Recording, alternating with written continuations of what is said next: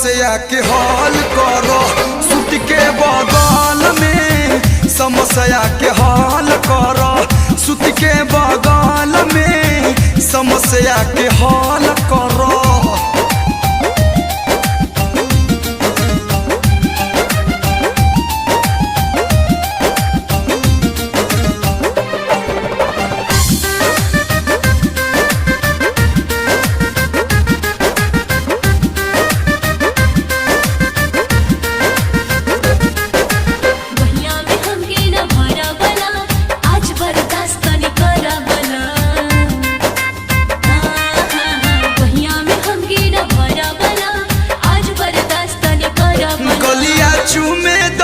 काहे हमसे दूर करेलू, काहे जबरी करे मजबूर करेलू।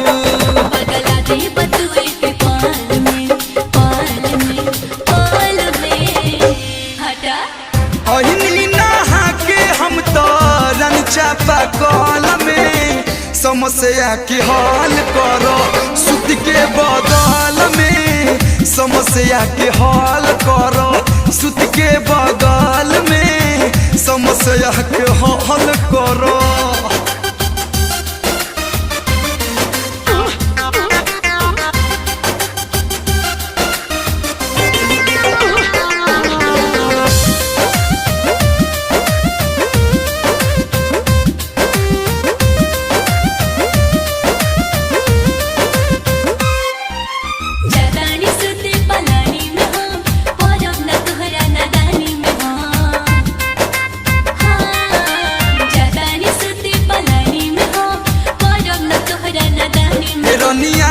पाना बलम्मा के विरोध करेलू, तोहरो मोहन बावे तबो हमके मारे परेलू।